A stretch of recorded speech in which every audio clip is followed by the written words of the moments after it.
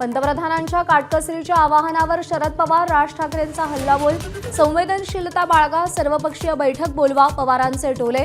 काटकसर स्वतःपासून सुरू करा, राज ठाकरेंचा सल्ला.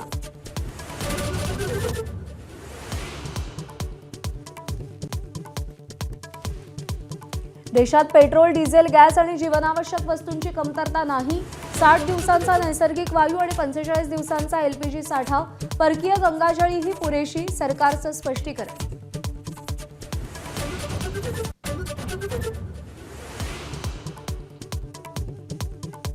पंतप्रधानांच्या काटकसरीच्या आवाहनानंतर देशात खळबळ. ज्वेलरी असोसिएशनचे पदाधिकारी आज पीएमओतील अधिकाऱ्यांची भेट घेणार. 1 कोटीहून अधिक लोकांच्या रोजगारावर परिणामाची भीती.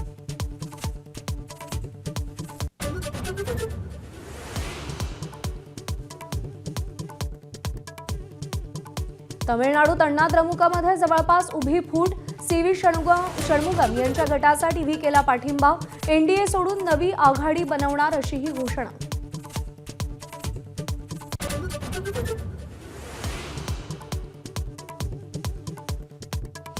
आसाममधील नवनिर्वाचित सरकारचा आज शपथविधी. भाजपचे हिमंता बिस्वा शर्मा आज सलग दुसऱ्यांदा मुख्यमंत्रीपदाची शपथ घेणार. भाजप शासित सगळ्या राज्यांचे मुख्यमंत्री उपस्थित राहणार.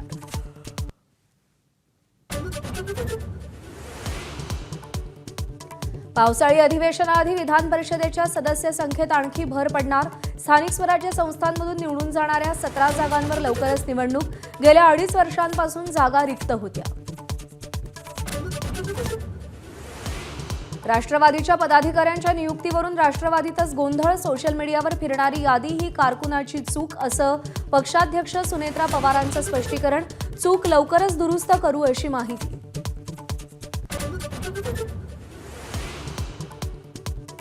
बारामतीत 2029 मध्ये पवार विरुद्ध पवार लढतीचे संकेत. पवार कुटुंबातून परस्पर विरोधी दावे. युगेंद्र पवार आणि जय पवार मतदारसंघ पिंजून काढतायत.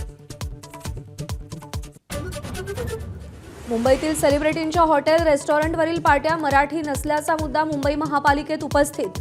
पुढच्या आठवड्यात मराठी पार्ट्या आढळल्या नाहीत तर कारवाईचा इशारा.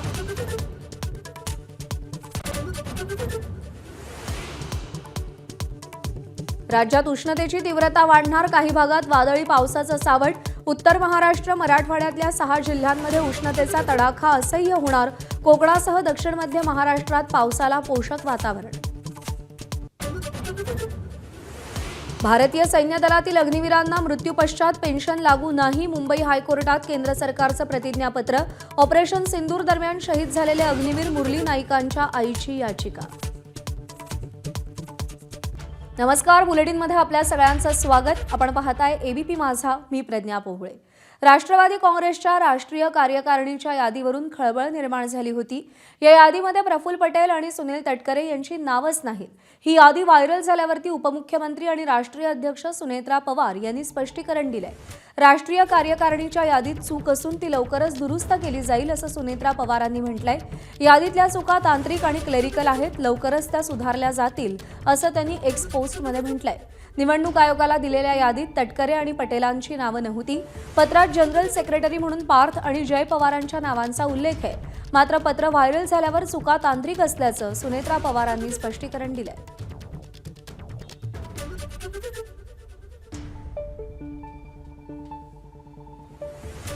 आयोगाला कळवलेले 13 पदाधिकारी कोण? सुनेत्रा पवार राष्ट्रीय अध्यक्ष, शिवाजीराव गर्जे खजिनदार, पार्थ पवार सरचिटणीस, सुबोध मोहिते सरचिटणीस, जय पवार सरचिटणीस, अविनाश आदिक राष्ट्रीय चिटणीस, सना मलिक राष्ट्रीय चिटणीस. त्या यादीतल्या चुका तांत्रिक आहेत. लवकरच त्यामध्ये दुरुस्ती केली जाईल असं सुनेत्रा पवारांनी स्पष्ट केलेलं आहे. ही क्लरिकल चूक असल्याचं देखील त्यांनी नमूद केलेलं आहे. या यादीमध्ये प्रफुल्ल पटेल आणि सुनील तटकरे यांच्या नावाचा समावेश नाही आणि त्यामुळे अनेकांच्या भुवया उंचावल्या होत्या. या यादीमध्ये लवकरच दुरुस्ती करून नवीन यादी प्रसारित करू असं पक्षाच्या वतीनं सांगितलं गेलं.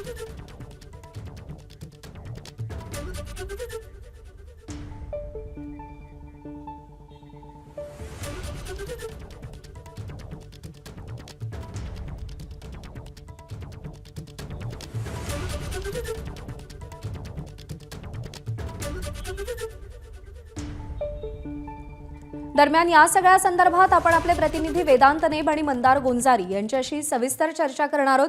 ते दोघंही सध्या आपल्यासोबत आहेत।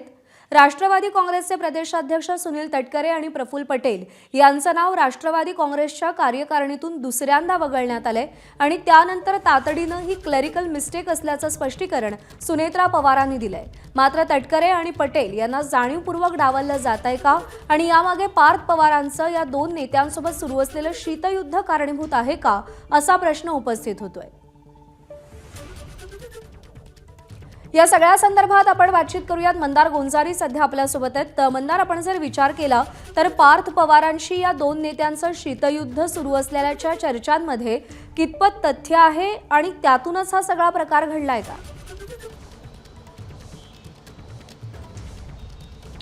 एखादी गोष्ट जेव्हा पहिल्यांदा घडते तेव्हा आपण असं म्हणू शकतो की हा अपघात आहे किंवा ही अनावधानाने झालेली चूक आहे। मात्र दुसऱ्यांदा जेव्हा ही अशी गोष्ट घडते तेव्हा साहजिकच हे स्पष्ट होतं की यासाठी जाणीवपूर्वक प्रयत्न केले जात आहेत आणि हे प्रयत्न प्रफुल्ल पटेल आणि सुनील तटकरे यांना एका अर्थाने पक्षावरती आपली पकड मजबूत करण्यासाठी, बाहेरचा रस्ता दाखवण्यासाठी केले जात आहेत का?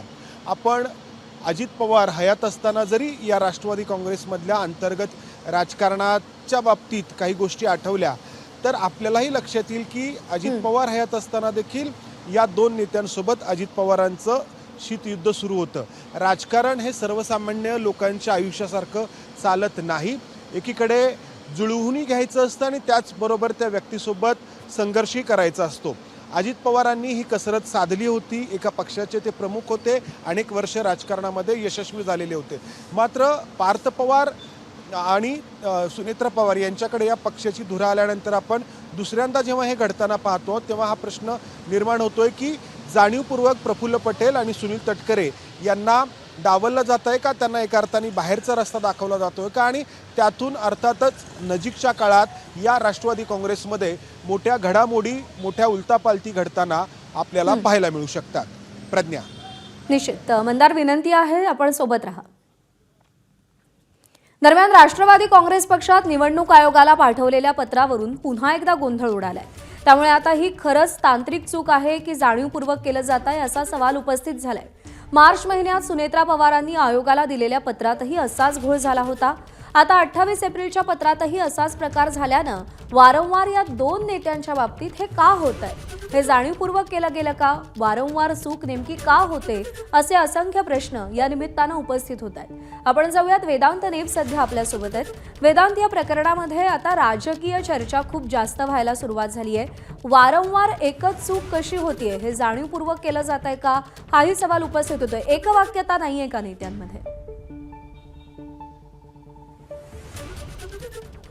ज्या प्रकारे आपण बघितलं 2 महिन्यापूर्वी सुद्धा अशाच प्रकारे गोंधळ, म्हणजे केंद्रीय निवडणूक आयोगाला जेव्हा पत्र पाठवण्यात आलं तेव्हा निवडणूक आयोगाला पहिलं पत्र प्रफुल्ल पटेल यांनी राष्ट्रीय कार्याध्यक्ष म्हणून पाठवलं होतं आणि त्यानंतर राष्ट्रीय अध्यक्ष म्हणून सुनेत्रा पवार यांची निवड झाल्यानंतर जे काही निर्णय घेतले गेले दरम्यानच्या 15-20 दिवसामध्ये ते निर्णय ग्राह्य धरू नये अशा प्रकारचं पत्र सुनेत्रा पवार यांनी निवडणूक आयोगाला पाठवलं होतं आणि त्यामुळे पुन्हा एकदा प्रफुल्ल पटेल यांना बाजूला केलं जातंय का असा सवाल उपस्थित झाला होता। मात्र त्यानंतर सुद्धा राष्ट्रवादी काँग्रेसकडून स्पष्टीकरण आलं होतं की असे कुठलेही या दोन मोठ्या नेत्यांना बाजूला केलं जात नाही किंवा त्यांच्या अनुभवाचा पक्षाला फायदा होणार आहे आणि कुठेही जे काही तणाव आहे त्या पक्षामध्ये नाही आहे। त्यानंतर आता हे जे पत्र आहे ते 29 एप्रिलचं आहे, म्हणजे अवघ्या काही दिवसांपूर्वीचं पत्र, ज्यामध्ये राष्ट्रीय कार्यकारिणीमध्ये कोण असणार या नावांचा उल्लेख यामध्ये आहे।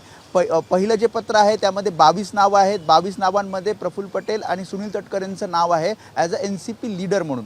मात्र त्यानंतर आणखी एक पत्र येतं ज्यामध्ये सुनेत्रा पवार म्हणतात की आम्ही रिवाइज्ड लिस्ट पाठवत आहोत आणि त्या रिवाइज लिस्टमध्ये 13 जणांची नावं आहेत, ज्यामध्ये या दोन नेत्यांना बाजूला करण्यात आलेलं आहे आणि यामध्ये जय पवार आणि पार्थ पवारांना पदं देण्यात आलेली आहेत। पार्थ पवारांना जनरल सेक्रेटरी म्हणून तर जय पवार यांना नॅशनल सेक्रेटरी म्हणून। आणि त्यामुळेच या दोन नेत्यांना बाजूला केलं जातंय का? कारण आताच मंदार यांनी जसं सांगितलं की दुसऱ्यांदा चूक होतीये या दोन नेत्यांना बाजूला करण्याची। त्यामुळे जरी सुनेत्रा पवार म्हणतात की तांत्रिक चूक आहे किंवा क्लरिकल चूक आहे, मात्र हे जाणीवपूर्वक होतंय का असा प्रश्न पक्षांतर्गत उपस्थित होतोय। प्रज्ञा, बरोबर आहे. त्यामुळे या सगळ्याच्या पार्श्वभूमीवर नजीकच्या काळात नेमक्या काय घडामोडी घडतात याकडे लक्ष असेल. वेदांत आणि मंदार, तुमच्या दोघांचेही आभार सविस्तर माहिती दिल्यासाठी. आणि यानंतर पुढची बातमी आपण पाहूयात. पंतप्रधानांच्या आवाहनाची राज्यामध्ये अंमलबजावणी सुरू झाली आहे. मुख्यमंत्र्यांच्या मंजुरीशिवाय विमान वापरता येणार नाही. महसूल मंत्री चंद्रशेखर बावनकुळेंनी या संदर्भातली माहिती दिली आहे. मुख्यमंत्र्यांनी सगळ्यांना सूचना दिल्याचं देखील चंद्रशेखर बावनकुळेंनी स्पष्ट केलं.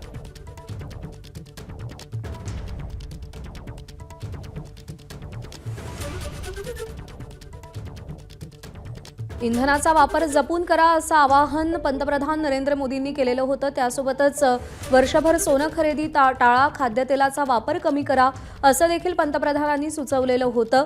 परदेश प्रवास करू नका, पब्लिक ट्रान्सपोर्टचा वापर करा अशा सूचना देखील त्यांनी केलेल्या होत्या आणि त्याची राज्यामध्ये अंमलबजावणी सुरू झाल्याचं चंद्रशेखर बावनकुळे यांनी सांगितले. शासन पातळीवर त्याची अंमलबजावणी सुरू झालेली आहे. मुख्यमंत्र्यांच्या परवानगीशिवाय आता विमान वापरता येणार नाही असं चंद्रशेखर बावनकुळे यांनी सांगितलेलं आहे आणि मुख्यमंत्र्यांनी सगळ्यांना सूचना दिल्याचं देखील त्यांनी सांगितलंय.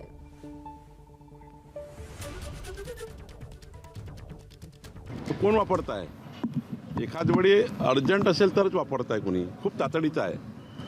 आपण बघा, माझ्या वर्षभराच्या ह्याच्यामध्ये तर मी 4-5दा आणि जेव्हा अर्जंट तेव्हाच गेलो. आमचे मंत्री जात नाही फार.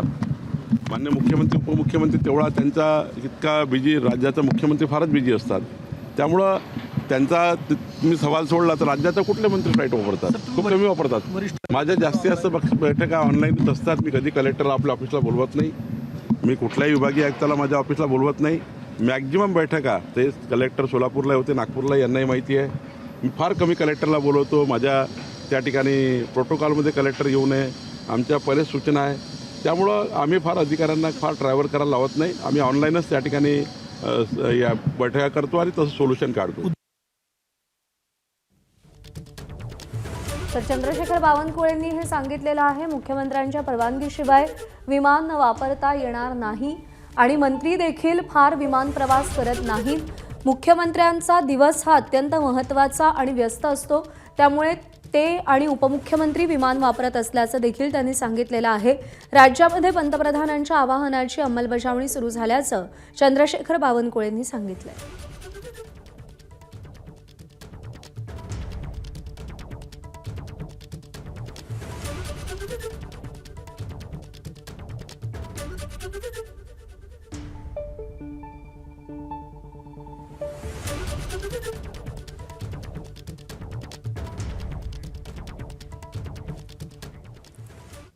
तर IPLवर तात्काळ निर्बंध जाहीर करा अशी मागणी सचिन सावंत यांनी केली आहे. मुख्यमंत्र्यांसह सगळ्या मंत्र्यांनी गाड्यांचा त्याग करावा असं देखील त्यांचं म्हणणं आहे. मंत्र्यांनी मेट्रोनं प्रवास करावा असं सचिन सावंत सुचवतायत. मंत्र्यांच्या परदेश प्रवासावर बंदी घाला अशी मागणी सचिन सावंत यांनी केली आहे. सगळ्या मंत्र्यांच्या बंगल्यात सलाडच मिळेल हे जाहीर करा असं देखील सचिन सावंत म्हणाले.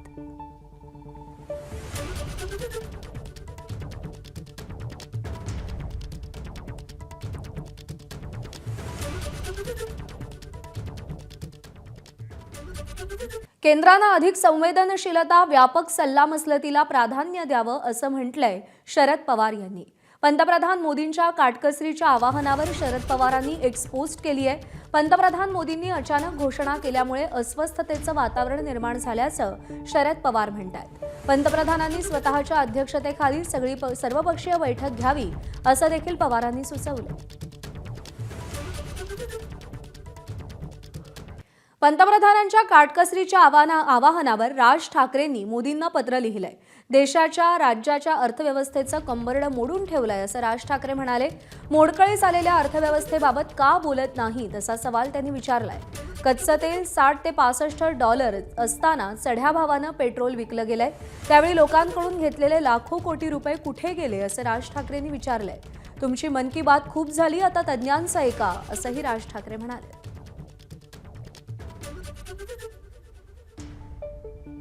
राज ठाकरेंनी काय लिहिलंय? पंतप्रधानांनी भारतीयांना काटकसरीचं आवाहन केलं.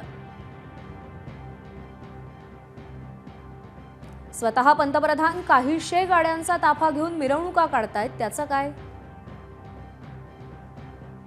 आमच्याकडून चूक झाली त्याबद्दल दिलगिरी व्यक्त करणार का? माझ्यासकट कोणीही असं पुढे काहीही करणार नाही असं सांगणार का? चुका तुमच्या, जनतेला भुर्दंड का?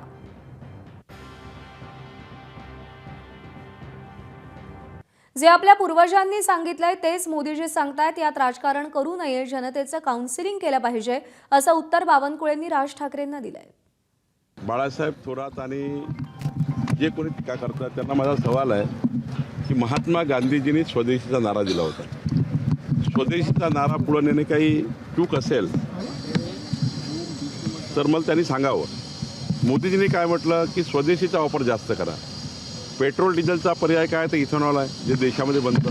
शेवटी मोदीजींनी सांगितलं तेच महात्मा गांधीजींनी म्हटलं होतं, तेच त्या ठिकाणी आपल्या पूर्वजांनी सांगितलं आहे.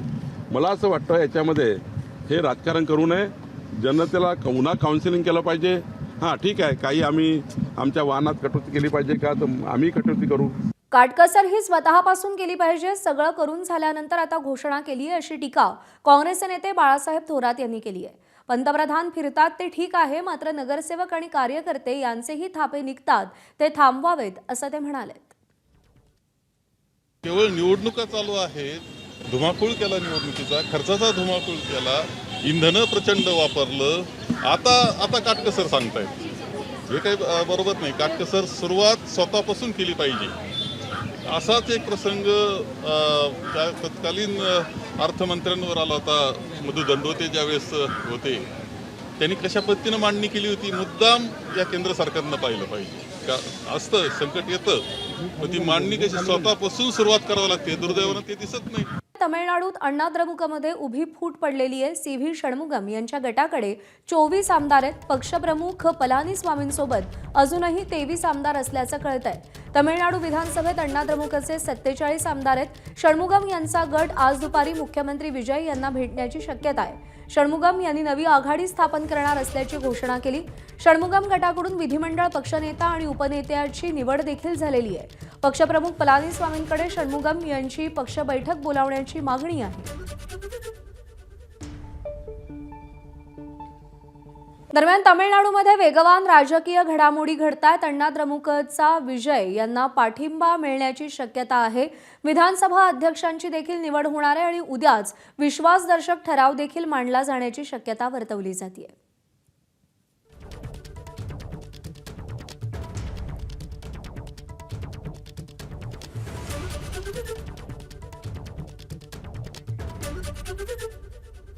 तर विधानसभा अध्यक्षांची निवड देखील झालेली आहे. अण्णा द्रमुकनं जोसेफ विजयना पाठिंबा दिलेला आहे, तर उद्याच विश्वासदर्शक ठराव देखील मांडला जाण्याची शक्यता वर्तवली जाते.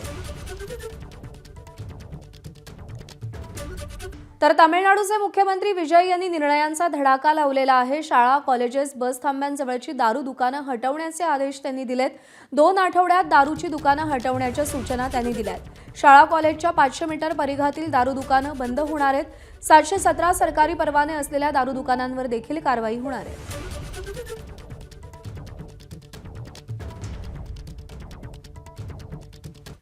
मुख्यमंत्री देवेंद्र फडणवीसांनी मोठी घोषणा केली आहे. पोलिसांना घरांसाठी 1,768 कोटी रुपये मंजूर करण्यात आलेत.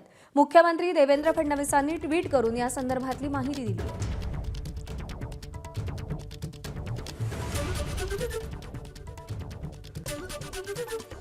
जनतेच्या सुरक्षेसाठी सातत्यानं कार्यरत आपल्या पोलिसांना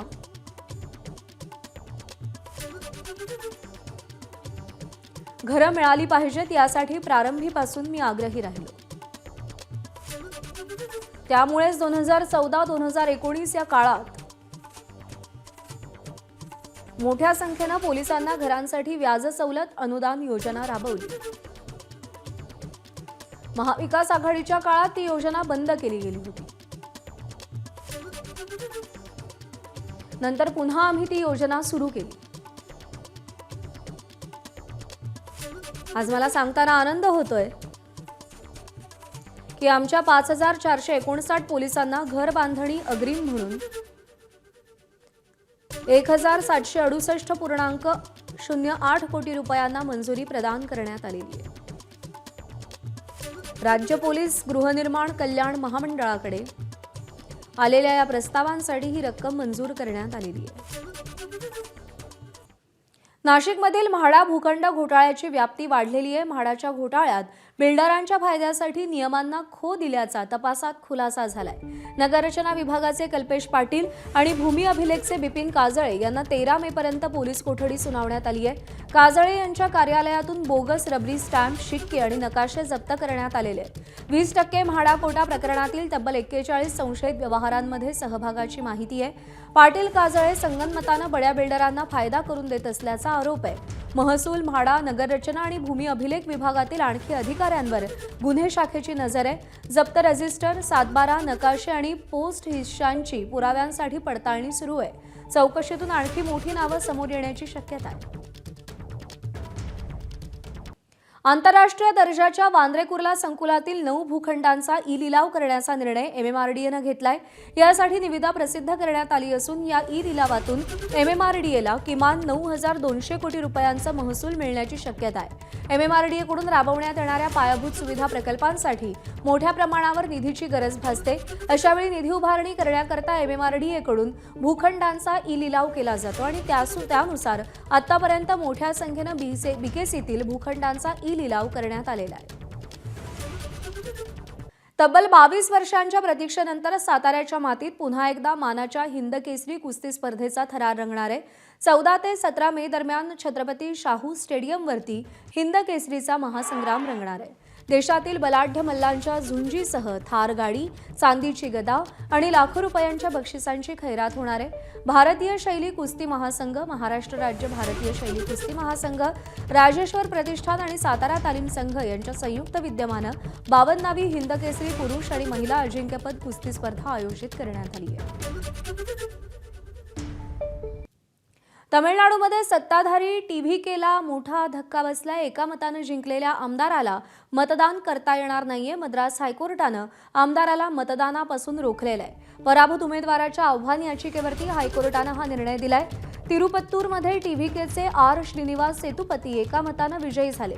सेतुपतींना 83,375 मतं मिळाली तर पेरियाकुरुप्पन यांना 83,374 मतं मिळाली. एका मतानं त्यांचा विजय झाला आणि त्यामुळे आता त्यांना मतदान करता येणार नाही. R श्रीनिवास सेतुपती यांना मतदान करता येणार नाही.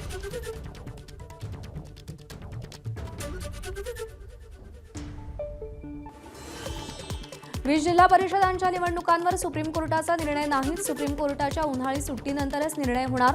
245 पंचायत समित्यांच्या निवडणुकांचं भवितव्यही अधांतरित. आरक्षण मर्यादा ओलांडल्यानं 20 जिल्हा परिषदांच्या निवडणुका रखडल्या. नाशिक महापालिकेतील स्वीकृत सदस्यांसाठी भाजपच्या 6 जागांवर तब्बल 400 इच्छुक. स्वीकृत सदस्य निवडीचा तिढा अखेर सुटण्याच्या मार्गावर. 10 जागांपैकी भाजपला 6, शिंदेंची शिवसेना आणि ठाकरेंच्या शिवसेनेला प्रत्येकी 2 जागा. पुढील 10 ते 12 दिवसात महासभेत अंतिम निर्णयाची शक्यता. ठाणे महापालिकेमध्ये दिवा भागातून निवडून आलेल्या शिवसेनेच्या 9 नगरसेवकांवर अपात्रतेची टांगती तलवार. निवडणूक शपथपत्रामध्ये चुकीची माहिती दिल्याचा आरोप करत न्यायालयात याचिका. न्यायालयाच्या सुनावणीकडे लक्ष. मुंबई उच्च न्यायालयाने तसेच सर्वोच्च न्यायालयाच्या विविध निर्णयानुसार निवडणूक शपथपत्रात चुकीची अथवा अपूर्ण माहिती देणे हे गंभीर स्वरूपाचे प्रकरण मानले जाते. जनप्रतिनिधी मतदारांपासून तथ्य लपवल्यास संबंधित निवडणूक रद्द होण्यासह लोकप्रतिनिधी कायदा 1951 मधील तरतुदीनुसार अपात्रतेची कारवाई होऊ शकते.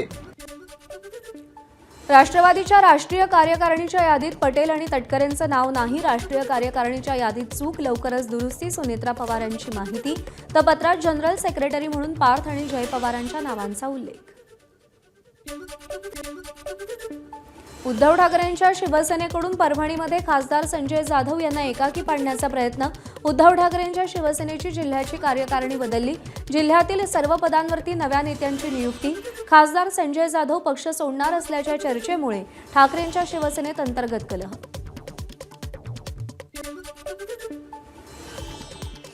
अंबरनाथमध्ये शिवसेनेकडून भाजपला युतीची ऑफर. झाल्या गेल्या गोष्टी सोडून एकत्र येण्याचा प्रस्ताव. शहराच्या विकासासाठी जुने वाद विसरण्याचे माजी नगराध्यक्ष सुनील चौधरी यांचं आवाहन.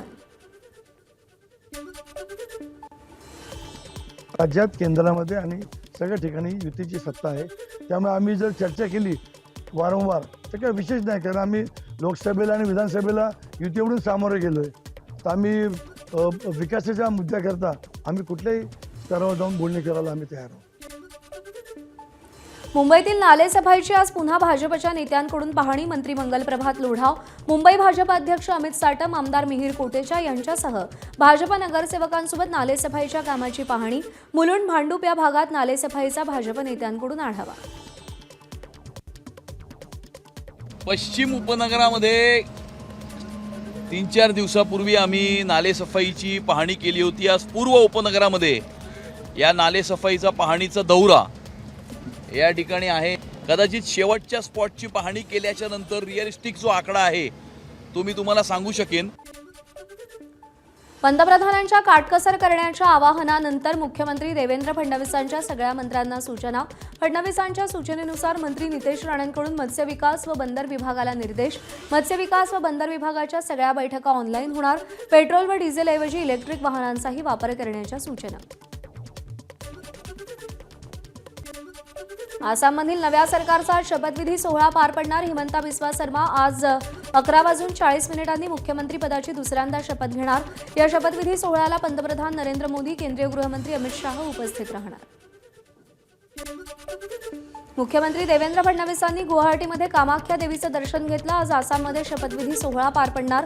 राज्यातील नेते मंडळींसह मुख्यमंत्रीही आसाममध्ये दाखल. हिमंता शर्मा यांनी आसामला विकासाच्या मार्गावर नेलं. आम्ही आसाममध्ये आल्यावर त्यांनी आम्हाला मदत केली. उपमुख्यमंत्री एकनाथ शिंदेंची प्रतिक्रिया. या राज्याचं भरभराट होईल, विकास होईल, प्रगती होईल.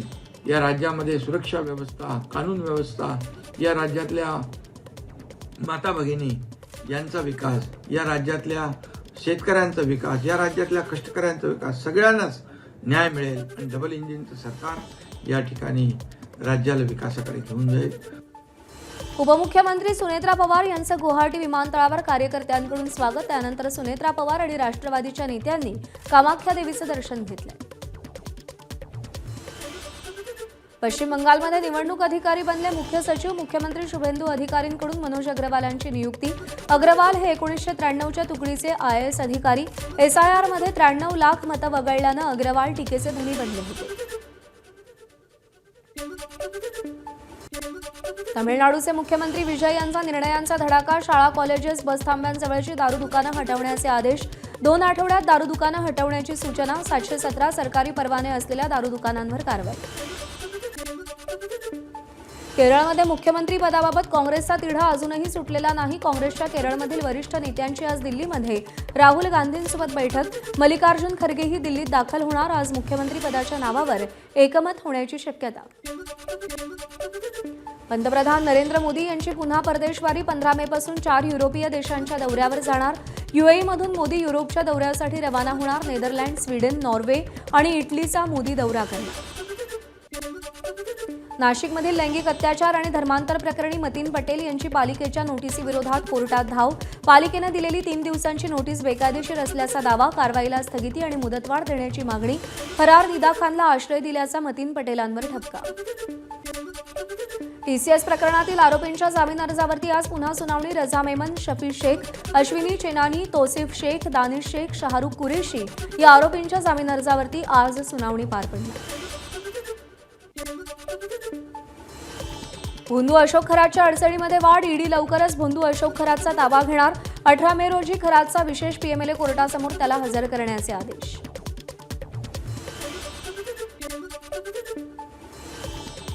पुण्यातील नसरापूर अत्याचार प्रकरणात विशेष न्यायालय स्थापन करण्याबाबत राज्य सरकार अध्यादेश काढणार असल्याची माहिती.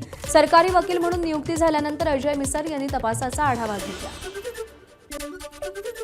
नाशिक कुंभमेळा प्राधिकरणाच्या नावानं 4 कोटींचा घोटाळा. बनावट वर्क ऑर्डर तयार करून शासनाची फसवणूक केल्याचा आरोप. डॉक्टर प्रवीण गेडाम यांच्या बनावट स्वाक्षऱ्यांचा वापर केल्याचा आरोप. नाशिकच्या भद्रकाली पोलिसात गुन्हा दाखल. नाशिकमधील म्हाडा घोटाळ्यात बिल्डरांच्या फायद्यासाठी नियमांना खो दिल्याचं तपासातून उघड. नगररचना विभागाचे कल्पेश पाटील आणि भूमी अभिलेखचे विपिन काजळे यांना 13 मेपर्यंत पोलीस कोठडी. काजळे यांच्या कार्यालयातून बोगस रबरी स्टॅम्प, शिक्के आणि नकाशे जप्त. पनवेलमधील झुडिओ शोरूममध्ये मराठी पाट्या नाहीत. मराठी नाव लिहिण्याचे शासनाचे नियम असूनही मराठी नामफलक नाही. दुकानातील सूचनाही मराठीत नाहीत. कर्मचाऱ्यांच्या टी शर्टवर 15 भाषांमध्ये नावं पण मराठीत नाही. मराठी एकीकरण समितीचं झुडिओला निवेदन. मराठीला स्थान न दिल्यास योग्य कारवाईचा इशारा. रायगडमधील रेवदंडा मुरुड मार्गावर रस्ते कामात बालकामगारांचा सर्रास वापर. मनसेकडून व्हिडिओ करत ठेकेदारांची पोलखोल. रात्रीमध्ये बालकामगारांना घेऊन कामं सुरू करण्याचा धक्कादायक प्रकार. ठेकेदारावर कारवाई करण्याची मागणी.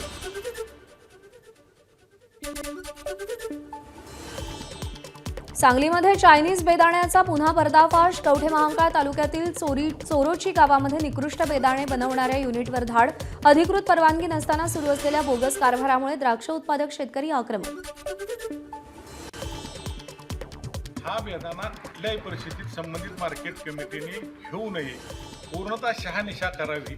अन्यथा जो कोण व्यापारी किंवा कोण आडतदार शेतं सौद्याला लावेल त्याचं लायसन रद्द करावं मार्केट कमिटीने विक्रीचं खरेदीचं, अशी आमची सर्व द्राक्ष बागायतदारांच्या वतीनं विनंती आहे.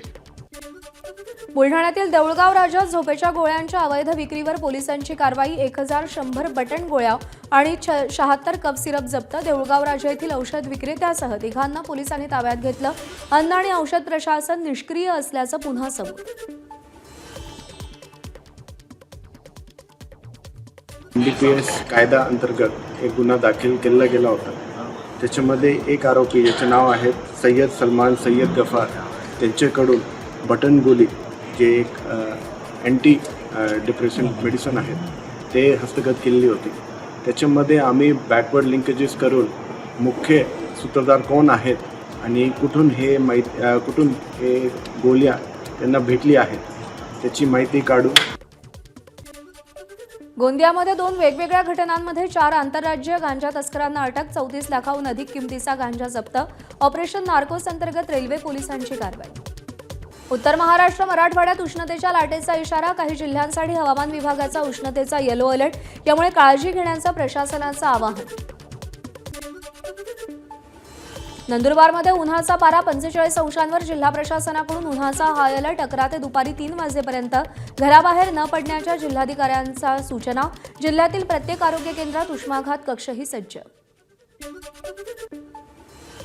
तर सगळ्यांना रिक्वेस्ट आहे की थोडा 11:30 12 ते 3 मध्ये प्लीज बाहेर जाणं अवॉइड करा. डिहायड्रेशन नाही होणार यामुळे खूप काळजी घ्या. खूप पाणी आणि स्पेशली ORS आणि जे हायड्रेशनचे आपले निंबू पाणी किंवा हे सगळं असतो तर हायड्रेटेड पण ठेवा. नगरपालिकेमध्ये आणि ग्रामपंचायतीमध्ये आता आम्ही इन्स्ट्रक्शन्स इश्यू करत आहोत उष्माघात कक्षांसाठी. PHCs आणि RH मध्ये ऑलरेडी उष्माघात कक्ष इस्टॅब्लिश करण्यात आले आहेत आणि PHC साठी पण इन्स्ट्रक्शन्स आम्ही आता आज देत आहोत. वाढत्या उन्हाचा फटका भाजीपाल्याला. मुंबईमध्ये भाजीपाल्याची आवक घटल्यानं भाज्यांचे दर वाढले. फरसबी 250 रुपये किलो तर कोथिंबीरीची जोडी 50 रुपयांवर. गवार 100 रुपये किलोवरती. सोलापुरात 30 ऑगस्टपर्यंत पिण्याच्या पाण्याचा साठा राखीव. जिल्ह्यामध्ये सध्या 7 ठिकाणी टँकर सुरू. टँकरसाठी प्रस्ताव आल्यास 48 तासात मंजूर होणार. पालकमंत्री जयकुमार गोरेंची माहिती. शेतीच्या पाण्याचाही विचार केला जाणार असल्याची माहिती दिली. वाशिमकरांची यंदाची पाण्याची चिंता मिटली. शेतीसाठी पाणी उपसा करणारे पंप हटवले. एकबुर्जी प्रकल्पामध्ये 10 मेपर्यंत जलसाठा 23%. कोल्हापूर जिल्ह्यातल्या धरणांमध्ये सरासरी 40 TMC पाणीसाठा. जिल्ह्यावरती पाणी कपातीचं संकट. जलसंपदा विभागाकडून पंचगंगा, दूधगंगा, भोगावती नद्यांवर उपसाबंदी लागू. पिण्याच्या पाण्याला प्राधान्य मिळणार.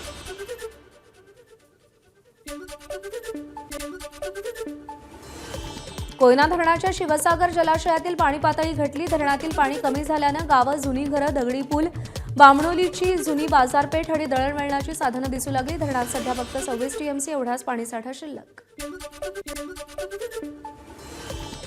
चंद्रपूरच्या नागभीड तालुक्यातल्या गोडाझरी कालव्याला भगदाड. लाखो लिटर पाणी वाया. संबंधित सिंचन विभागानं तात्काळ दखल घेण्याची मागणी.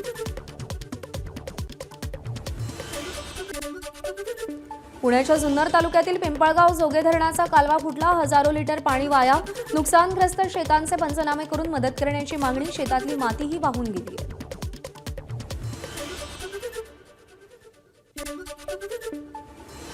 राज्यात यंदा 10,45,00,000 टन ऊसाचं गाळप गेल्या वर्षीच्या तुलनेत 192 कोटी मेट्रिक टन जास्त गाळप 99 लाख टन साखर निर्मिती होणार.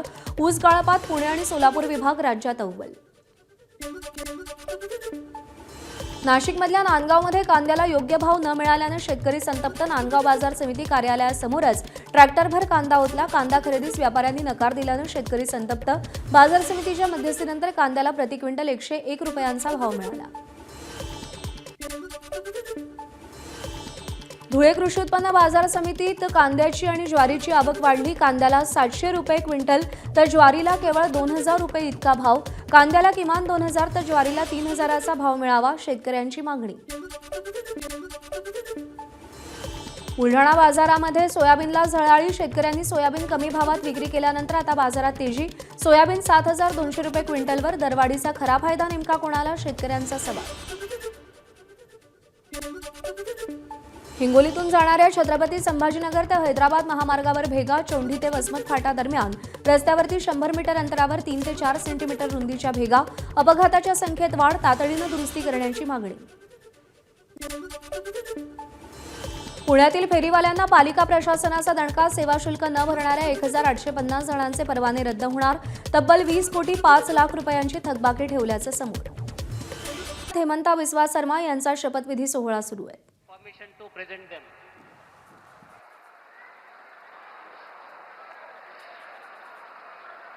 The Chief Minister designate shall now be invited to the dais to take the oaths of the office and of secrecy as Chief Minister for the state of Assam. Shri Hemanta Biswa Sharma, Chief Minister designate.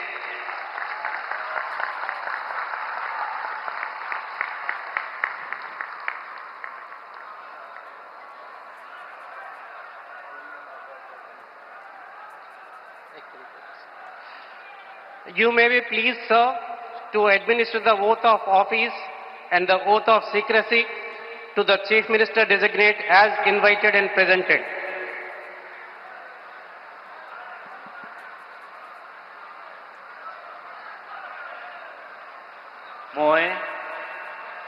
মই শ্ৰী হিমন্ত বিশ্ব শৰ্মা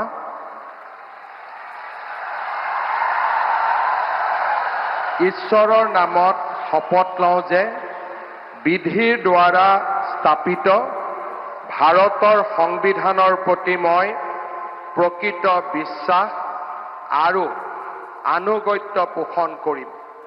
মই ভাৰতৰ সাৰ্বভৌমত্ব আৰু অখণ্ডতা অক্ষুণ্ণ ৰাখিম। মই অসমৰ মুখ্যমন্ত্ৰী হিচাপে মোৰ কৰ্তব্য বিশ্বস্ততাৰে আৰু শুদ্ধ অন্তঃকৰণেৰে সম্পাদন কৰিম আৰু মই ভয় বা পক্ষপাত অনুৰাগ বা বিদ্বেষ নোহোৱাকৈ সংবিধান আৰু আইন অনুসাৰে সকলো শ্ৰেণীৰ লোকৰ প্ৰতি ন্যায় আচৰণ কৰিম। মই শ্ৰী হিমন্ত বিশ্ব শৰ্মা ঈশ্বৰৰ নামত শপত লওঁ যে মই অসমৰ মুখ্যমন্ত্ৰী হিচাপে মোৰ কৰ্তব্যৰ যথাযথ সম্পাদনৰ বাবে আৱশ্যক হোৱাৰ বাহিৰে মই এনে বিষয় যি অসমৰ মুখ্যমন্ত্ৰী হিচাপে মোৰ বিবেচনাৰ বাবে অনা হ'ব বা মোৰ জ্ঞাত হ'ব তেনে বিষয় মই কোনো ব্যক্তি বা ব্যক্তিসকলৰ ওচৰত প্ৰত্যক্ষ বা পৰোক্ষভাৱে অৱগত বা প্ৰকাশ নকৰিম।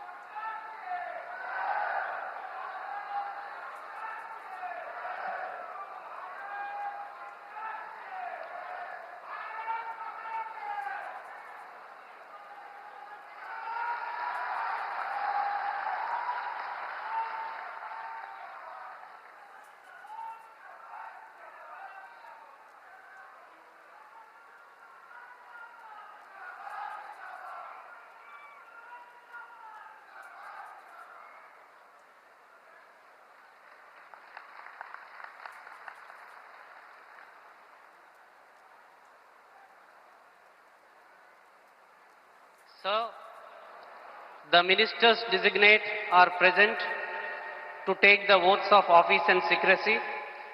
I request your permission to present them. The ministers designate shall now be invited to the dais. ABP माझा, उघडा डोळे बघा नीट.